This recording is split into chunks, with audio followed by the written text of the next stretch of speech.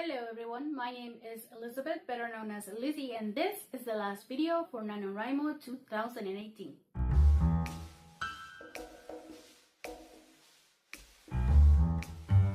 First and foremost, I'm sure you want to know, did you win Nanowrimo? And my answer is, the word count is on the screen. To say it in plain words, no, I did not win Nanowrimo. I actually was pretty far away. I started the month perfectly fine, doing the word counts every day, writing, and I was excited. But by the third week, I was just not feeling it. I was not writing as much. Some days I didn't even wrote anything. I just completed some numbers on the Nanowrimo tracker on the website so I can get my 30-day badge, which I didn't get because I forgot one day, which was actually the 28th, and I'm so upset about that because it's just, I was so close. Yeah, I know I was cheating, but it was so close. That being said, I had fun. I enjoyed this Nanowrimo like I haven't done in the past. I gained so much from this Nanowrimo. Not only the friendships and the relationships and the community coming together.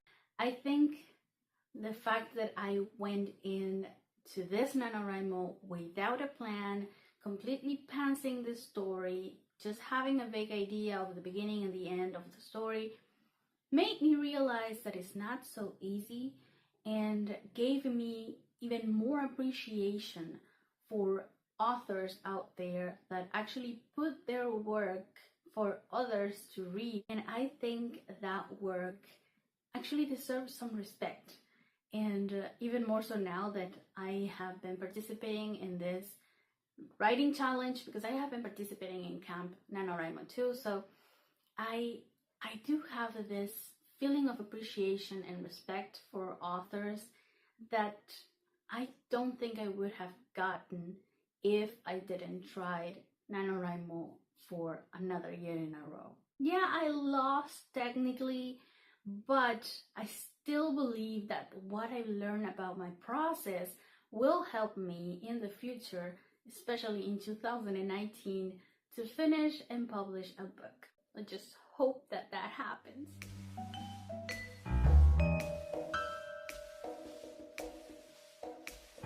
Now, the things that I learned about myself is I'm not a complete pantser.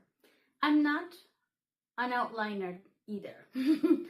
I do like to have an outline, but I'm not the kind of person that will go into the deep end of an outline. I just need some pointers and some ideas for each chapter. And that's something that at the beginning I thought it was going to stop me from writing because I already have the big idea down and I don't feel like it. During the month, I realized I needed that because if I don't know what else I have to write, I focus on what I already know and what I already wrote. This led me to the second thing I learned about myself during Nanowrimo, is that I am kind of a perfectionist and I have a problem with my inner editor. And that's just there because I think I wrote the meeting of my characters twice and the beginner chapters of the story, the first two chapters of the story, the introduction of each of my main characters, also twice. Because each time I wrote it, I felt like I was perfecting the story and correcting things that I wrote wrong the first time around, and I didn't want to wait to the editing part to do this, so I just added it to my word count. So I have a problem with my inner editor, and I'm kind of a perfectionist. I don't know how to call it. I just want to make it right. I can't let it go. I feel like this is wrong, this is wrong, this is wrong, and it's stopping me from keep on going. And that combined with the first part that I didn't have an outline for the chapters, if I didn't make this right, the whole story was going to be wrong. So I needed to make this right, and that's why I kept focusing on the introduction of the characters and the meeting of the two main characters. Another thing that I learned about myself, I can be really, really, really stupid. Let me explain. I have read books that are insta-lust instead of insta-love kind of stories, and some I liked and some I didn't. And I didn't want my book to become one of the insta-lust kind of books, but that came from the fact that I was writing my story for the public.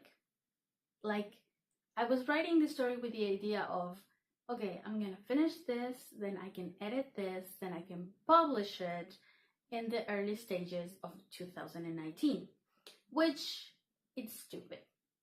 With all this a month and all the things that I had to do, I realized that it's not that simple.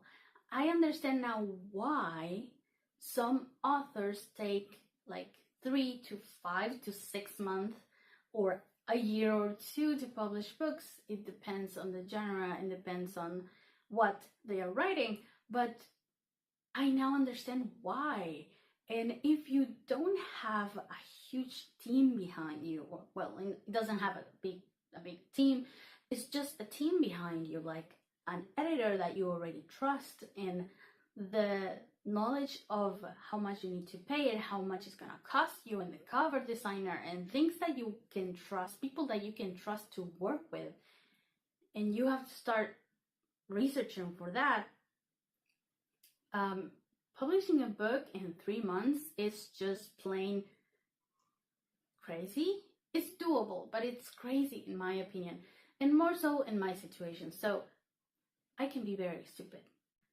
Another thing that I learned is that I am not good at deadlines, and why this does not surprise me. I have a thing for deadlines. I don't like them at all. I can work with them. I have done in the past. But if it's a project that is mine and it's just not work related, for example, I am just going to procrastinate doing it until it's almost the time and it's impossible to get done. So I don't like deadlines for my writing. I know that's also ridiculous, because if you have a schedule and you have to publish a book, you have a deadline. But I don't know why the Nanowrimo deadline has not worked for me so far. And I think it's just me having a problem with deadlines. I don't know. 5. There are going to be days that I'm not going to want to write what I'm supposed to be writing. Because if I have done what I had in mind every day, I would have written a lot of words. The problem was that I wanted to finish one story, one project by the end of November. But along the way, I had ideas and scenes and chapters popped into my head from another book ideas that I already started in the past, but I never finished. And instead of just writing them, I said to myself, no, you cannot look at this. You have just one focus and just one and just that. And that was plain stupid. So did we establish already how stupid I can be? I guess stupid is not the word. I guess ridiculous, that could be a better word. Yeah, because stupid implies other things. Yeah, ridiculous.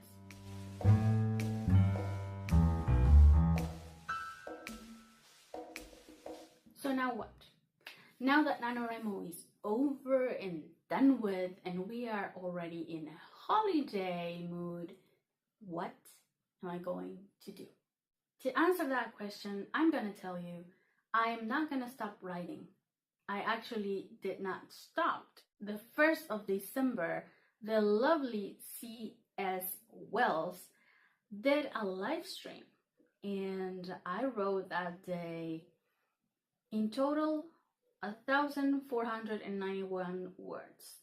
The 2nd of December, I wrote 306 words. I know it's not much, but it's something. And my idea for this project is to finish it by December 31st. So far, I have learned so many things about my characters. I told you that I changed my bad guy 3 times, or it was 4, I don't remember. But now I already know how my bad guy will get his hands on my main character's mate. That was something that I didn't know, and that it just popped into my head this weekend while I was thinking the story in my head and trying to go ahead, to stop being stuck in the meeting part of the story and just move it along. And I got so many great ideas and so many explanations by just thinking about it and asking myself questions that I think it's possible that I finish this story by December 31st. I'm gonna talk to you about the progress of the story and other vitally things every Wednesday, so you can still expect a video from me for every Wednesday. And don't think that because Nanowrimo is over, you have to stop writing. Yes, if you wrote 50,000 words or even more than that and you feel drained and you want to relax and take some time, do it. Enjoy it. But if you want to keep on writing, don't stop just because it's another month. And I learned this, and I think it's a good thing that I didn't stop. And you shouldn't either if you don't want to. Thank you so much for watching, guys. If you like this video, please give it a thumbs up.